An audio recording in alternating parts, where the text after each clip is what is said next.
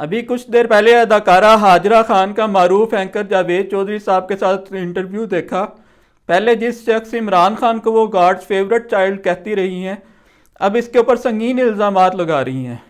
Establishment نے بہت سے انسانوں کی غیرت اور عزت جگا دی ہے، کہتی ہیں کہ عمران خان ایک جنسی درندہ ہے جس سے تحریک انصاف کی ایک بھی عورت محفوظ نہیں۔ تو سوال یہ پیدا ہوتا ہے کہ تحریک انصاف کی عورتیں اس انسان کے لیے جیل کیوں کاٹ رہی ہیں جو کہ جنسی درندہ ہے؟ تحریک انصاف کی عورتیں کہتی کیوں نہیں کہ عمران خان ایک جنسی درندہ ہے؟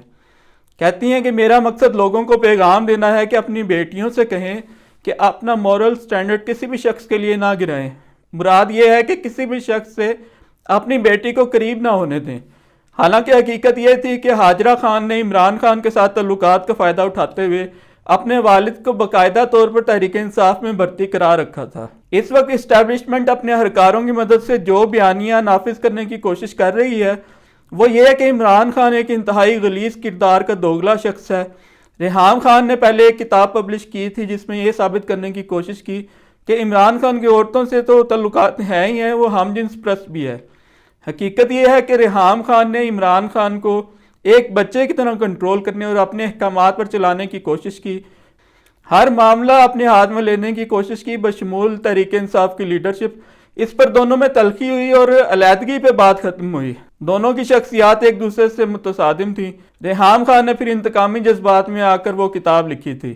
ہاجرہ خان کہتی ہیں کہ عمران خان کی ظاہری زندگی اس کی باطنی زندگی سے مختلف ہے۔ وہ کہتی ہیں کہ یہ بات درست ہے کہ عمران خان نے ایک لڑکی کو حاملہ کر دیا تھا، وہ لڑکی اب برطانیہ میں ہے۔ عمران خان مذہب فروش ہے۔ جہاں تک کسی لڑکی کے حاملہ ہونے کا سوال ہے تو خود وہ لڑکی یہ معاملہ اٹھانے میں حق بجانب ہو سکتی ہے۔ آپ کو کیا تکلیف ہے؟ اگر ایسی کوئی لڑکی ہے اور اسے عمران خان سے کوئی شکایت نہیں تو آپ کو بیچ میں چمچہ بننے کا کس نے کہا ہے؟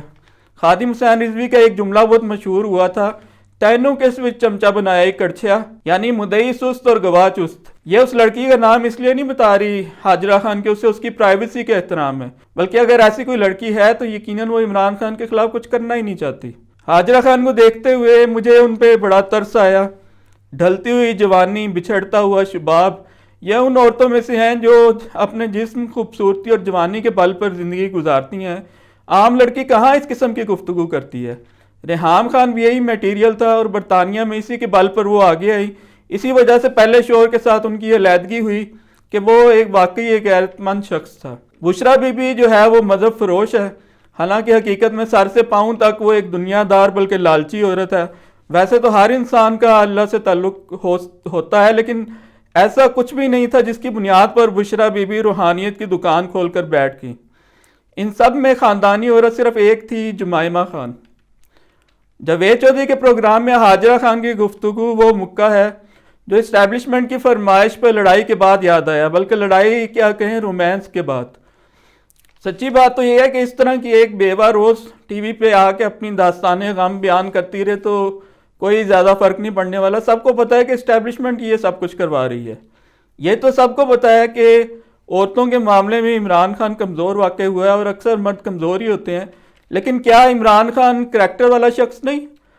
آپ کے ہاں 20-20 سال کے لڑکے یورپ کی 70-70 سال کی عورتوں سے دوستی کرتے ہیں، انٹرنیٹ پہ ان سے دوستی کر کے انہیں پاکستان بلاتے ہیں اور ان سے شادی کرتے ہیں صرف چند ڈالرز کے لیے۔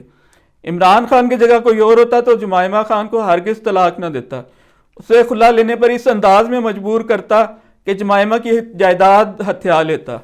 ایک تو میرا دوست ایسا بھی ہے کہ وہ جمائمہ سے اس کی ماں کا زیور بھی نکلوا لیتا، اور کوئی شخص یہ بھی نہ کہہ سکتا کہ شریعت کے خلاف کچھ ہوا ہے۔ خلاف شرع کبھی شیخ تھوکتا بھی نہیں، مگر اندھیرے اجالے میں چوکتا بھی نہیں۔ تو عمران خان اس طرح کی شریعت پہ واقعی نہیں ہے جس طرح کی شریعت پر ہم عام پاکستانی عمل کرتے ہیں، لیکن معاملات کے اعتبار سے وہ سب سے زیادہ مسلمان ہے۔ مولانا فضل الرحمان جیسے کریکٹر اس کے سامنے کچھ بھی نہیں۔ اصل کردار سامنے آئیں تو دنیا کے 1% لوگوں کے علاوہ کوئی منہ دکھانے کے قابل نہ رہے۔ اینی ویز اب کس کا کریکٹر ٹھیک ہے اور کس کا نہیں، یہ سرٹیفکیٹ اسٹیبلشمنٹ نے دیا کرنا ہے۔ اسٹیبلشمنٹ ایک دروگہ بن گئی ہے۔ موروں کو استعمال کر کے لیڈرز کی ویڈیوز بنائی جاتی ہیں تاکہ بعد میں کام آئے، اور طور اعظم سواتی صاحب کی ایک ویڈیو ان کی بیگم صاحبہ کے ساتھ ہی بنا لی گئی۔ جہاں تک ہاجرہ خان کا تعلق ہے تو جاتے شباب سے ایک ہی کام لیا جا سکتا ہے، کہ اپنی کتاب میں عمران خان کے خلاف باب باندھ کر عمران خان کے ساتھ اپنا سکینڈل فروخت کیا جائے. 2-4 برس گزر گئے تو پھر کسی نے یقین بھی نہیں کرنا کہ عمران خان کبھی آپ پہ توجہ دیتا تھا. ابھی بھی یقین کرنا مشکل ہی لگ رہا ہے. اگر آپ نے ثابت کرنا ہے تو حاجرہ خان یہ ثابت کریں کہ آپ کے ساتھ عمران خان نے کوئی زبردستی کی ہے. مرضی سے رکھے گئے سکینڈل پر عوام اب آپ کو خراج تحسین بلکہ گارڈ آف آنر پیش کرے. یہ تو وہ بات ہوگی کہ رند کے رند رہے ہاتھ سے جنت نہ گئی. کتاب ہاتھوں ہاتھ بک جائے گی، بلکہ بک چکی ہوگی کہ ایک تماش بین قوم ہے اور پیسہ بھی انہوں نے خوب دیا ہوگا جنہوں نے سکینڈل خریدا ہے. ان کا دراصل اپنا پیسہ تو نہیں ہوتا، عوام کی جیب سے جانا ہوتا ہے. رجیم چینج کے نتیجے میں قرضوں میں 12,000 ارب روپے کا اضافہ ہوا اور جو پیٹرول کی قیمتوں میں اضافہ ہوا ڈالر بڑھنے سے وہ الگ ہے. جن کے ہاتھوں میں خزانہ ہے وہ آج کل وہ عمران خان کی کردار کشی کا ریٹ سب سے زیادہ لگا رہے ہیں. یقیناً بشرا بی بی پہ بھی دباؤ ہوگا کہ عمران خان کو چھوڑ دے، حالانکہ نقصان اس سے بھی عمران خان کو کوئی نہیں ہونے والا. عمران خان کوکین پیتا بھی ہے تو اس سے فرق نہیں پڑتا. کبھی اسے ڈرنک کے اپنے حواسوں سے باہر نہیں دیکھا گیا. جیل میں ڈالا گیا تو اس وقت وزیر صحت عبدالقادر پٹیل نے کہا تھا کہ عمران خان کے خون اور پیشاب کے نمونوں سے اس کے نشے اور ذہنی امراض کا پتہ چلا ہے. اس وقت ایک کالم لکھا تھا کہ دنیا کے 200 ممالک میں سے ایسا وزیر صحت صرف پاکستان کے پاس ہے جو پیشاب اور خون سونگھ کر ذہنی امراض کا پتہ لگا سکتا ہے.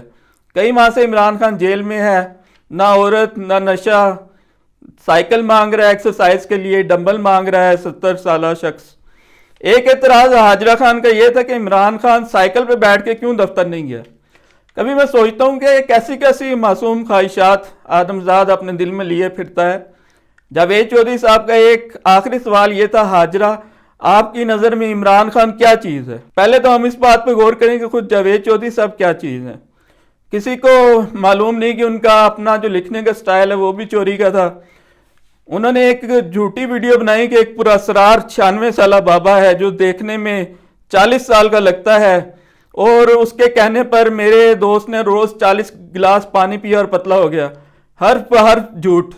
نہ تو 8-10 گلاس سے زیادہ پانی پینا چاہیے اور نہ ایسے کوئی پتلا ہو سکتا ہے. تمام ڈاکٹر اس بات کی 100% تصدیق کرتے ہیں. ایک جھوٹی کہانی بنائی اپنی ویڈیو بیچنے کے لیے. گردوں اور دل کے مریض اگر 40 گلاس پانی روزانہ پئیں تو دنوں میں فوت ہو جائیں. عمران خان گرفتار ہوئے تو جاوید چودھری صاحب نے حنیف عباسی کو ساتھ بٹھا کر اسے ایک عظیم رہنما بنا کر پیش کیا اور کہا کہ جیل میں رہنے کے طریقے بتائیں. یہ سب اسٹیبلشمنٹ کے کہنے پر ہو رہا تھا تاکہ عمران خان کو بے عزت کیا جا سکے. حالانکہ حنیف عباسی منشیات سمگلنگ کے کیس میں اندر ہوا تھا. وہ کیسے عظیم لیڈر بن گیا یہ بتایا ہی نہیں پورے پروگرام میں ایفیڈرین کا نام تک نہیں لیا. عمران کو تو سیاسی انتقام بلکہ اسٹیبلشمنٹ کے سامنے نہ جھکنے کی سزا دی جا رہی ہے. اس نے تو کوئی منشیات نہیں بیچی. اس کے بعد چودھری صاحب مردانہ کمزوری کی دوا بیچتے پائے گئے، جبکہ ڈاکٹر کے نسخے کے بغیر کسی بھی دوا کو بیچنا ایک جرم ہے. بشرا بی بی کے دروازے میں سے انہیں کڑک کڑک کڑیں کی آوازیں آئیں. جب وہ پیچھے ہٹے تو اندر سے پھر اس کے لاک کھلنے شروع ہوئے، کڑک کڑک کڑک کڑک کی آوازیں آئیں، اور اس کے بعد پھر دروازہ آہستہ سے کھلا گری کر کے، کیونکہ اس کی وجہ دروازہ ٹیڑھا ہو گیا تھا. کتنا مذاق اڑا ان کا. فرمایا بشرا بی بی کی ڈائری میرے ہاتھ لگ گئی ہے. ڈائری میں لکھا ہے کہ عمران خان دودھ پیتے بچے کی طرح بشرا بی بی کا فرما بردار ہے. حالانکہ جاوید چودھری صاحب یہ سب اسٹیبلشمنٹ کے حکم پہ کر رہے ہیں.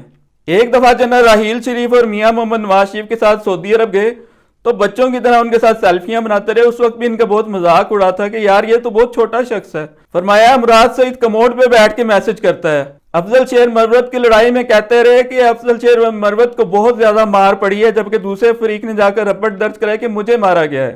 دولت کمانے کے اس جنون میں جاوید چودھری صاحب تمام جرنلسٹوں سے زیادہ پیسہ جمع کر چکے ہیں، حالانکہ اتنے پیسے ان کی 7 نسلیں بھی خرچ نہیں سکتی. انسان ایک ہی بستر پہ سوتا ہے، 2 ہی روٹیاں کھاتا ہے، ایک ہی کمرے میں رہ سکتا ہے اور ایک ہی پلنگ پہ سو سکتا ہے.